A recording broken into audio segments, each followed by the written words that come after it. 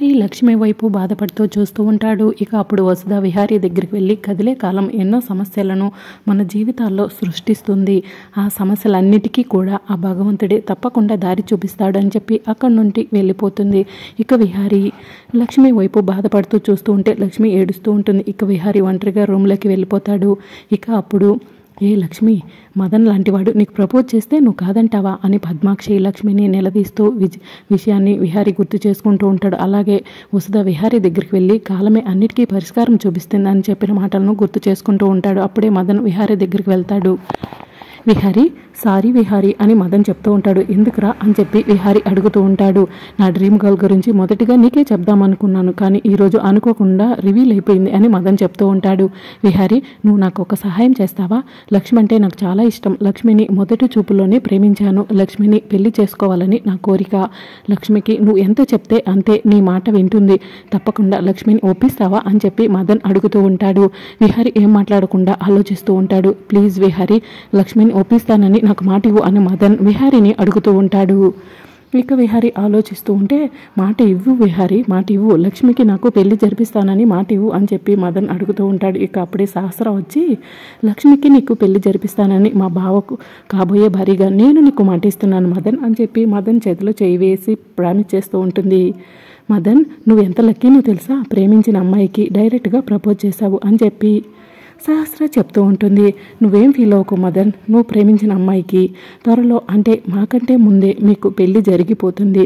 నువ్వు చక్కగా లక్ష్మిని తీసుకుని అమెరికా వెళ్ళిపోవచ్చు అని సహస్ర మదన్కి చెప్తూ ఉంటుంది. నువ్వు ఇంతలా సపోర్ట్ చేస్తావు అనుకోలేదు సహస్ర అని చెప్పి మదన్ చెప్తూ ఉంటాడు. ఒరే విహారీ, ఏంట్రా ఏం మాట్లాడు అని చెప్పి మదన్ అడుగుతూ ఉంటాడు. మా పెళ్ళి ఆగిపోయిందని చెప్పి బావ డిసప్పాయింట్మెంట్లో ఉన్నాడు, అందుకే ఏం మాట్లాడట్లేదు అని సహస్ర చెప్తూ ఉంటుంది. నువ్వేం ఫీల్ అవ్వకు విహారీ, ఎంతకంటే గ్రాండ్గా మీ పెళ్లి జరగాలని రాసి పెట్టుంది, అందుకే ఆగిపోయినట్టుంది అని మదన్ చెప్తూ ఉంటాడు. ఇక అంబిక ఒంటరిగా కూర్చుని ఆఫీస్లో లక్ష్మి వార్నింగ్ ఇచ్చిన విషయాన్ని గుర్తు చేసుకుంటూ ఉంటుంది. అదంతా దాని బతికెంత, నా ముందు సరిగ్గా నిల్చోలేవదు, అలాంటిది నాకే వార్నింగ్ ఇస్తుందా, చెప్తా దాని సంగతి, రేపటి నుంచి అది ఆఫీస్కే రాకుండా చేస్తానని చెప్పి అంబిక మనసులో అనుకుంటూ ఉంటుంది. ఇక మరోవైపు లక్ష్మి ఒంటరిగా కూర్చుని మదన్ ప్రపోజ్ చేసిన విషయాన్ని గుర్తు చేసుకుంటూ ఉంటుంది. అప్పుడు విహారీ లక్ష్మి దగ్గరికి వస్తాడు. విహారీ గారు, నా జీవితం రంగుల రాట్నం లాంటిది, ఎప్పుడు పైకి ఎగురుతుందో ఎప్పుడు కిందకి వస్తుందో తెలియదు. కాస్త నా జీవితంలోకి మీరు ఉద్యోగం ఇచ్చి సంతోషాన్ని తీసుకొచ్చారు అనుకున్నాను. ఈ లోపల నన్ను అదో పాతాళానికి తొక్కేసినట్టు అనిపిస్తుంది ఈ విషయం విన్నప్పటి నుంచి అని లక్ష్మి చెప్తూ ఉంటుంది. లక్ష్మి, మన జీవితాల్లో ఎప్పుడు ఎలాంటి మార్పులు వస్తాయో మనకే తెలియదు, ఎటు నుంచి ఎలాంటి ప్రమాదం వస్తుందో కూడా తెలియదు. అలాంటప్పుడు నీ భవిష్యత్తు గురించి నువ్వు తీసుకునే నిర్ణయం నీకు సంతోషాన్ని కలిగించాలని నేను కోరుకుంటున్నాను. అందుకని చెప్పి నువ్వు ఈ పెళ్లి చేసుకో అని విహారీ లక్ష్మికి చెప్తూ ఉంటే అప్పుడు మదన్ వస్తాడు. ఒరే విహారీ, నిజంగా నువ్వు ట్రూ ఫ్రెండ్ ఎవరా, నేను లక్ష్మిని పెళ్లికి ఒప్పించమని ఇలా చెప్పానో లేదో అప్పుడే వచ్చి లక్ష్మితో మాట్లాడుతున్నావు అని చెప్పి మదన్ విహారీని ఆక్ చేసుకుంటాడు. ఇక లక్ష్మి బాధపడుతూ అక్కడి నుంచి వెళ్ళిపోతుంది. లక్ష్మి సిగ్గుపడుతూ ఇక్కడి నుంచి వెళ్ళినట్టుంది విహారీ అని చెప్పి మదన్ అంటూ ఉంటాడు. ఒరే విహారీ, నేను నీ పెళ్లి చేద్దామనుకుని వస్తే నువ్వు నా పెళ్లి చేస్తున్నావు. నాకు అమ్మా నాన్నలు లేరు, కానీ ఒక అన్నలా తోడుండి నా భవిష్యత్తుని ముందుకు నడిపిస్తూ వచ్చావు. నీ రుణం ఎప్పటికీ తీర్చుకోలేను విహారీ అని మదన్ చెప్తూ ఉంటాడు. ఇక అప్పుడు ఒరే ఏం మాట్లాడుతున్నావురా నువ్వు, లక్ష్మికి కన్నీళ్ళు అనేవి తెలియకుండా లక్ష్మిని పెళ్లి చేసుకుని బాగా చూసుకోవాలని విహారీ చెప్తూ ఉంటే లక్ష్మికి కన్నీళ్ళు అనే లోకం కూడా తెలియకుండా చేస్తాను, అంతా బాగా చూసుకుంటాను, థ్యాంక్ యూ సో మచ్ రా అని చెప్పి మదన్ అక్కడ నుండి వెళ్ళిపోతాడు. ఇక మరోవైపు భక్తవచలం ఒంటరిగా కూర్చుని ఉంటాడు.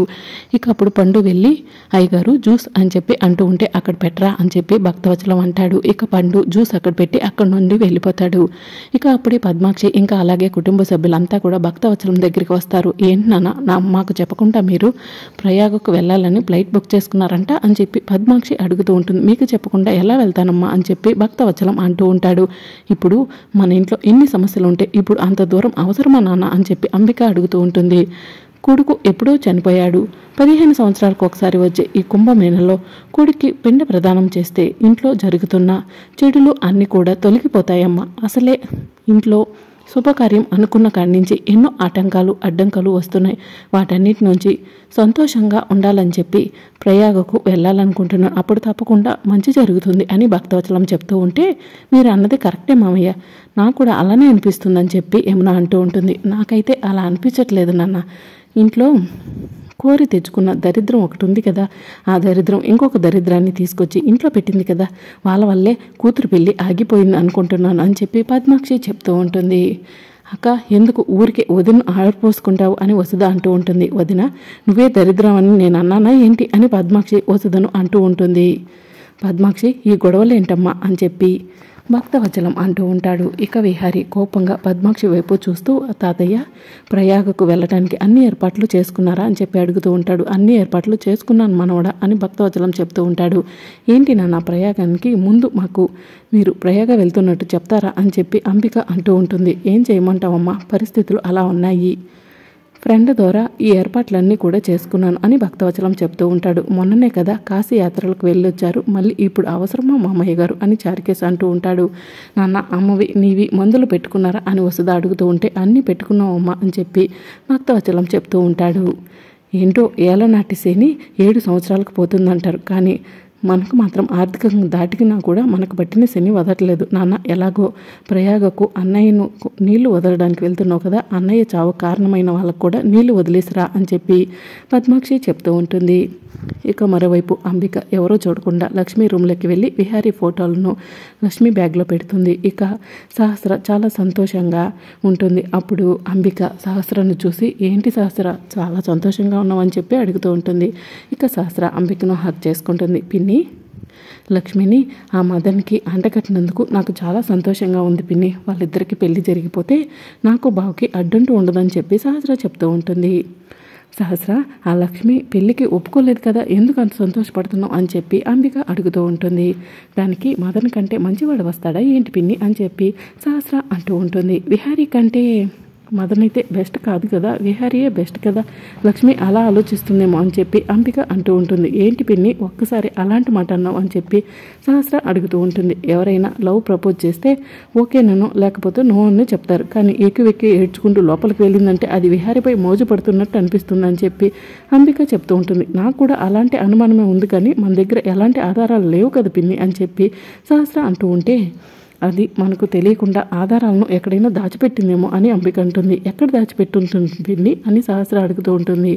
దాని రూమ్లోకి వెళ్ళి తన బ్యాగ్లో వెతికితే తప్పకుండా ఏమైనా దొరుకుతాయేమేమో ఆధారాలు అని చెప్పి అంబిక చెప్తూ ఉంటుంది. సరే పిన్ని అయితే ఇప్పుడే లక్ష్మి రూమ్కి వెళ్ళి లక్ష్మి రూమ్లో బావకు సంబంధించిన ఆధారాలు ఏమైనా ఉన్నాయేమో చూద్దాం పదా అని చెప్పి సహస్ర అంటూ ఉంటుంది.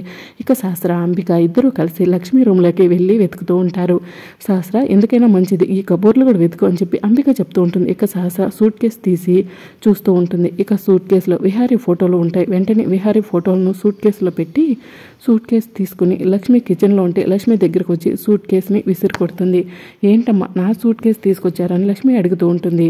ఒక్కసారి నీ సూట్ కేసులో ఏమున్నాయో చూడవే అని చెప్పి సహస్ర లక్ష్మి జుట్టు పట్టుకుని కిందకు విసిరి కొడుతుంది. ఇక లక్ష్మి కింద పడుతుంది.